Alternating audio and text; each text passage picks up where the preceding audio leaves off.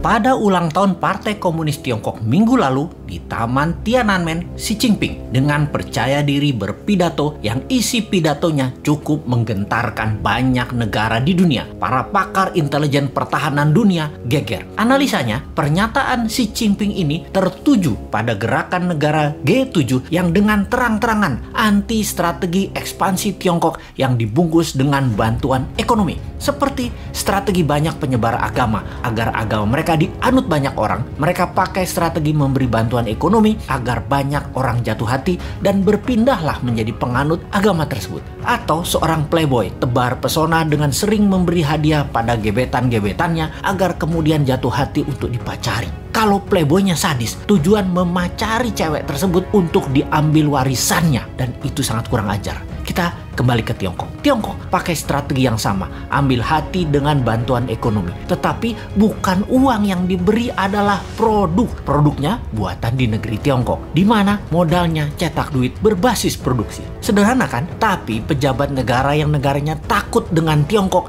dipasang doktrin bahwa kalau cetak uang itu akan inflasi negaramu. Wis, sakarepmu bos. Ingat, jabatan ada batasnya, ilmu juga ada batasnya. Hanya kebodohan yang gak ada batasnya. Nanti New Mind pakai strategi sama, memberi. Kalau sekarang kita lanjut dengan G7 yang anti strategi Tiongkok dan akan mempunyai program B3W yang menyediakan anggaran 10 kali anggaran Tiongkok ekspansi ke luar negeri. Kalau New Mind jadi, kita nggak pakai keduanya, kita main sendiri. Wis, pinter kalau urusan dalam negerinya. Ke luar negerinya, kedua pihak G7 dan Tiongkok kita mainkan. Lalu Xi Jinping mengatakan akan melakukan 3 hal. Memenggal kepala negara yang melawan dan membuli dan membuat masalah dengan Tiongkok. Tiongkok akan membangun 100 silo. Silo adalah tempat peluncuran nuklir warhead roket. Kemudian akan mengambil secara utuh kembali, yaitu Taiwan, Macau, dan Hong Kong. Ini agresi militer niatnya. Biden, pemimpin Amerika,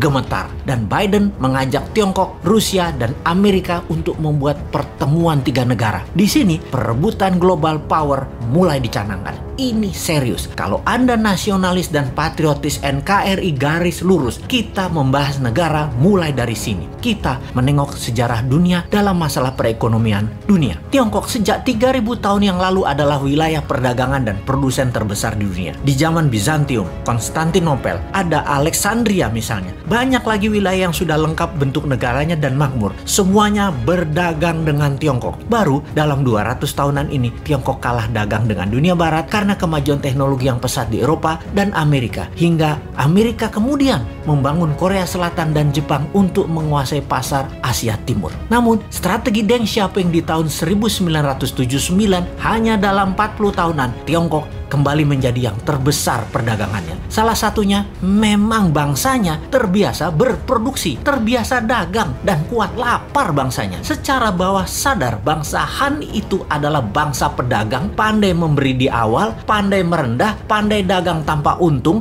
yang penting pembeli untung dulu, pandai putar uang, dan jago dalam kesehatan alami biomedisin tradisional ala timur. Secara ekonomi dan kesehatan memang di nomor 1 dan 2 kan, baru makanan. Mereka itu jago makan. Makanan mereka enak-enak. Secara dasar kehidupan, pola pikir bawah sadar mereka ya happy-happy dan kerja keras. Work hard, play hard. Jangan kayak di negara tetangga. Banyak yang work soft, no play. Ai mate dah lu.